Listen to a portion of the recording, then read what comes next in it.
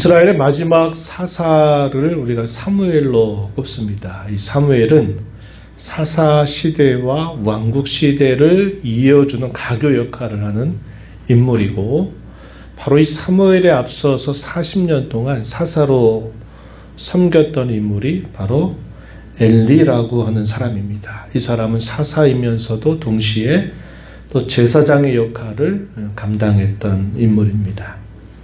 그래서 이 사무엘 시대에 접어들면서 이스라엘의 역사에서 큰 전환기가 일어나게 되는데, 그것이 곧 사사 시대로부터 왕국 시대로 접어들게 되었다는 겁니다. 큰 시대적인 전환이 이루어졌던 때다, 이렇게 볼 수 있겠습니다. 이 엘리는 제사장이면서 40년을 사사로 있었어요. 사사시대 대개 한 350년 정도의 세월을 잡습니다. 350년의 마지막 즈음에 부름받았던 그런 사사였다 하는 것이고, 마지막에 이제 마지막 사사가 바로 사무엘, 또 그는 사사이면서 동시에 선지자의 역할을 감당하는 인물이죠. 그래서 대시대적인 변화가 일어나게 되는 시점임을 알게 해줍니다.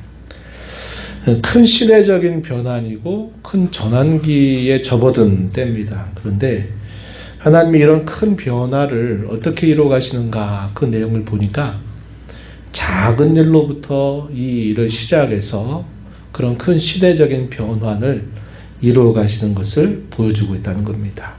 그래서 오늘 우리가 읽은 본문에 보니까 두 가정이 등장하죠. 하나는 한나의 남편이었던 에브라임 지파 사람 엘가나의 가정이 하나가 소개가 되고, 또 하나는 엘리의 가정의 내용들이 소개가 됩니다. 그래서 엘가나의 가정과 이 엘리의 가정이라고 하는 어떻게 보면 작은 이런 한 가정들의 이야기를 통해서 하나님이 큰 시대의 전환을 이루어간다 하는 것을 보게 됐는데, 이 두 집안의 내용들을 살펴보게 되면 두 집안 모두가 다 큰 문제를 안고 있는 집안이었다는 겁니다. 예를 들어서 엘가나의 가정에 있어서 큰 문제는 뭐냐면, 이 엘가나에게 아내가 둘이 있었습니다. 한나라고 하는 여인과 분인나라고 하는 여인이 있는데, 엘가나가 더 사랑했던 한나에게는 자식이 없었습니다. 반면에 이 분인나에게는 자식이 있었어요. 이 고대 시대의 자식은 곧 큰 축복의 내용이죠. 그래서 그러다 보니까 이 가정에 불화가 생기는데, 그 불화의 시작은 분인나로부터 시작을 하는 겁니다. 분인나가 자기가 자식이 있다라고 하는 이유로 아주 한나를 괴롭히고 그리고 힘들게 하는 일이 생겨나게 됩니다. 그 일로 인하여 한나는 큰 마음의 상처를 안고 마음의 아픔을 안게 되는 것입니다. 그래서 이 두 아내 사이에 다툼의 문제가 항상 이 가정의 불화의 씨앗이 되었다 하는 것을 보여주고 있고요. 엘리의 가정의 문제는 어떤 문제냐면, 두 아들이 있었어요. 제사장의 직분을 이어받았는데, 우리가 읽은 본문에 보니까 홈니와 비느하스라고 하는 두 아들이 있는데, 가정에 불화는 없어요. 그런데 문제는 뭐냐, 이 두 아들이 대단히 하나님 앞에 불량자다 하는 겁니다. 나쁜 자식들이다 이 말이죠. 어떤 모습이 있었느냐 하는 것은, 이 두 아들 같은 경우에는 우리가 성경을 통해서 확인해 보면 제사장이기 때문에 여호와께 드리는 제사를 가장 중요하게 여겨야 될 이들임에도 불구하고 여호와께 드리는 제사를 아주 멸시하는 태도를 보였다는 겁니다. 그래서 제사를 드리러 하는 사람들이 제물을 가지고 여호와 앞에 제사를 드리면 그 제물을 여호와 앞에 드리기도 전에 자기가 좋은 것들을 다 강제적으로 빼앗아 버리는 일들을 서슴지 않고 한 것입니다. 하나님께 드려지는 그 제물들을 아주 함부로 여기고 자기를 위해서 그것들을 도용하는 일들을 서슴지 않았다는 사실이고, 또 하나는 이 아들의 이 불량한 상태가 어느 정도냐면 회막에서 봉사하는 여인들과 음행을 저지를 만큼 대단히 불량한 겁니다. 이 하나님 앞에 행하는 그들의 태도가 아주 악한 것이었다는 겁니다. 우리가 아는 바대로 그들이 일상적인 삶 속에서 죄를 범하는 것과 그들이 제사장으로서 하나님 앞에 드리는 제사와 관련해서 죄를 범하는 것과 똑같은 제목이 되지 않습니다. 그렇죠?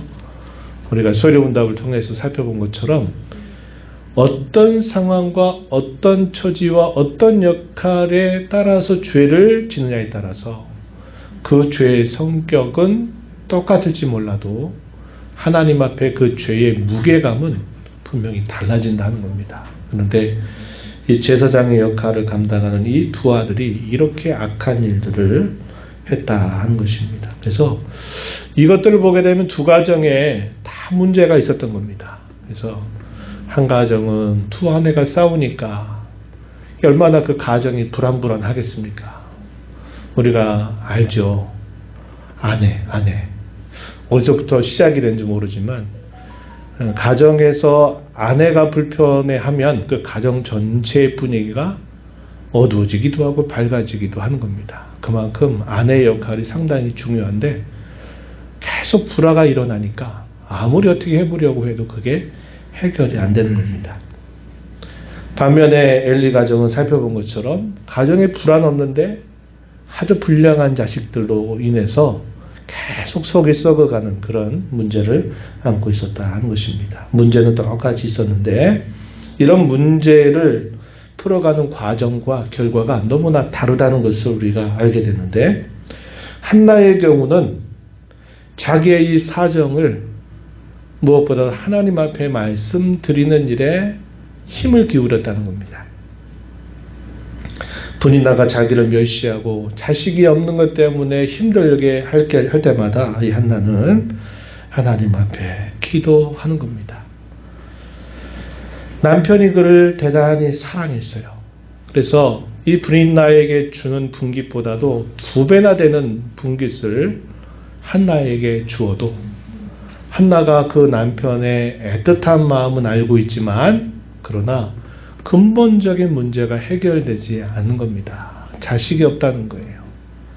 그런 문제가 해결되지 않게 되니까 한나는 하나님 앞에 기도하고 하나님 앞에 울면서 자기의 심정을 토하면서 기도하는 일을 쉬지 않았다 하는 것을 우리가 알게 되고 그 결과 하나님께서 어떻게 인도하시느냐 이 한나의 기도를 들어서 응답해 주셨다 하는 사실을 보여주고 있습니다. 한나의 기도 유명하죠? 그 기도를 하나님이 들으시고서는 마침내 태의 문을 열어주시면서 처음 주신 아들이 바로 사무엘입니다. 한나의 소원은 뭐냐? 이 사무엘을 내가 잠깐만 키우고 나는 하나님께 이 아들을 온전히 바치겠습니다. 이렇게 해서 바치게 돼요.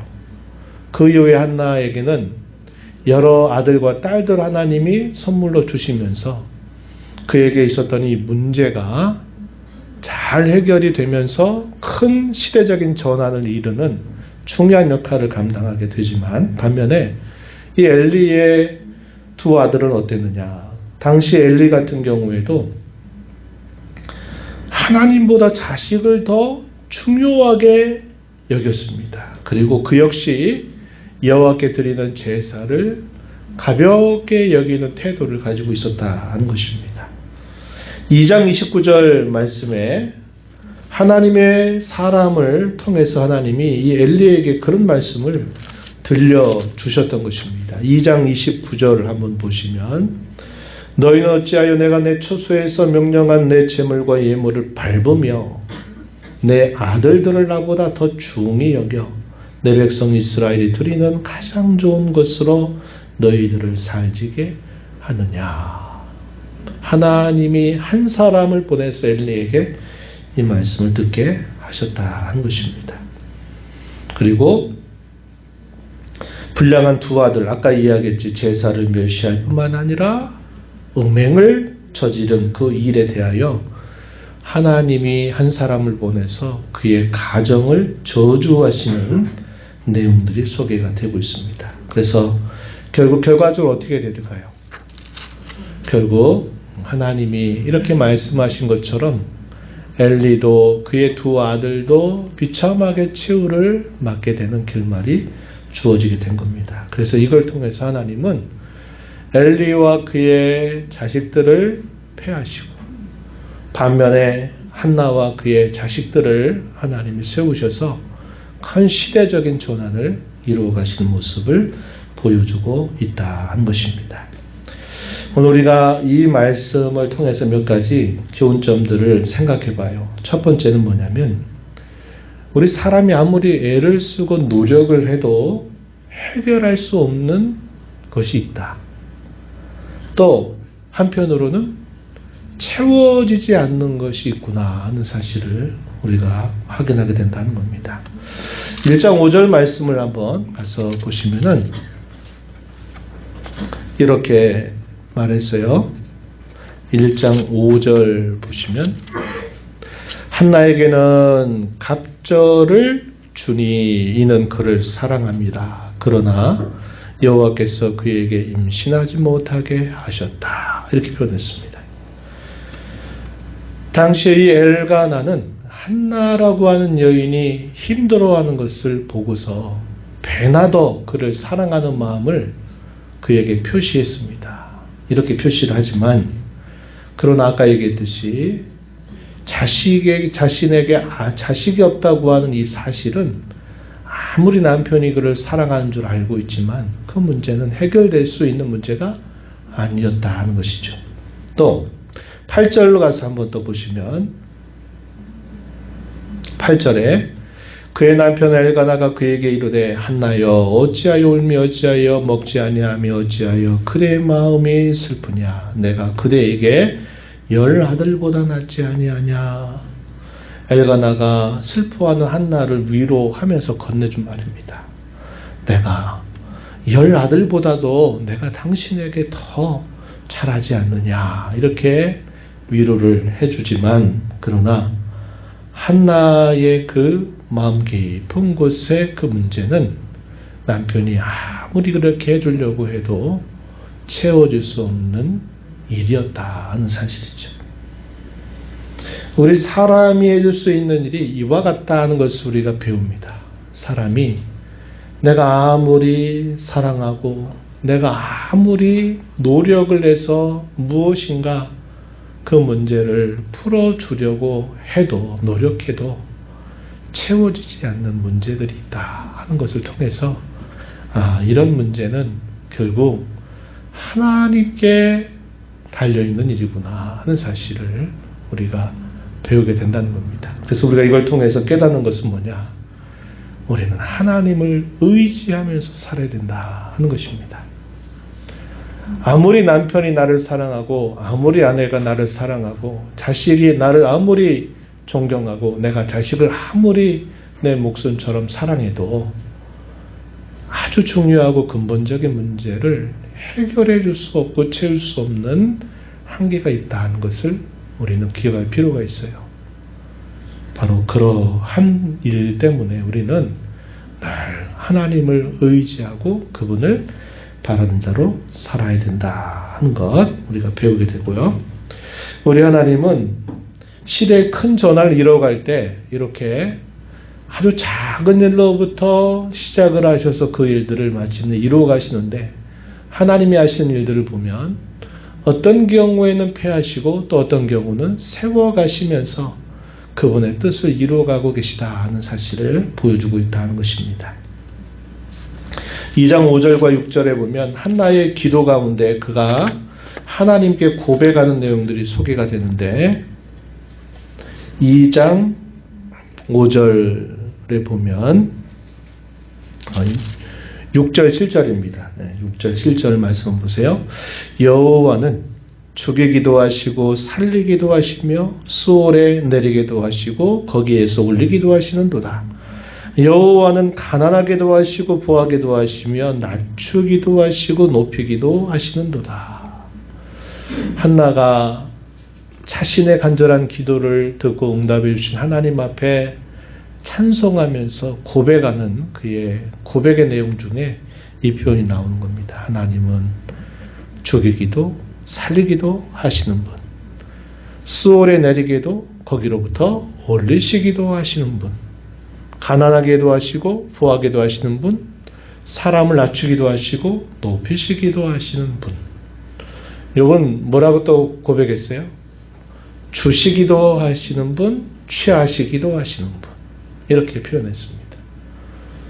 이사야서 보게 되면 하나님은 빛과 어둠을 창조하셨다 이렇게 말씀하셔요. 그래서 하나님이 어떤 경우에는 패하시고 어떤 경우는 세우신 일을 통해서 하나님은 그의 정하신 뜻을 반드시 이루시고 준비하시는 하나님이시다 하는 사실을 우리가 배우게 된다는 것입니다. 우리가 한 달 반 이상 우리가 예레미야서를 함께 읽었었습니다. 예레미야서의 처음을 하나님 예레미야를 부르시면서 소명으로 시작이 되는데 하나님 예레미야를 부르시면서 뭐라고 말씀하세요? 내가 너를 통해서 뽑고 다시 심겠다라는 말씀하셨어요. 당시에 패역하고 반역하는 이스라엘 자손들을 너를 통해서 그들을 다 뽑아버리겠다.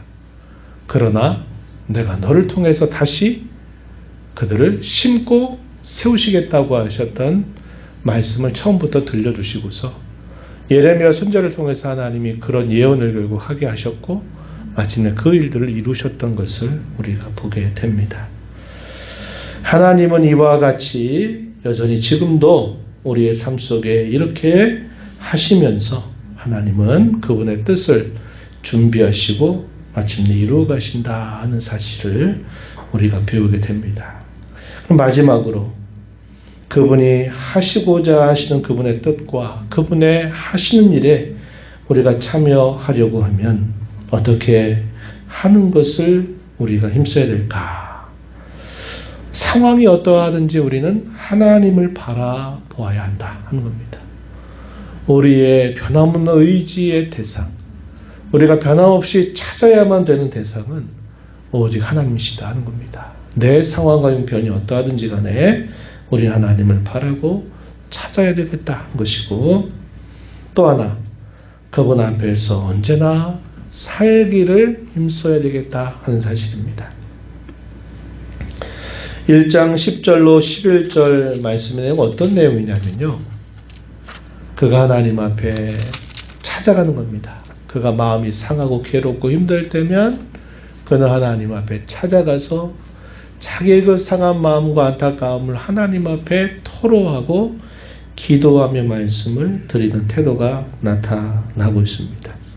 1장 15절 16절에서도 그가 여호와께 제사를 드리러 갔을 때 그의 마음이 얼마나 상했는지 엘리는 그 여인이 하는 모습을 보고 뭐라고 책망해요?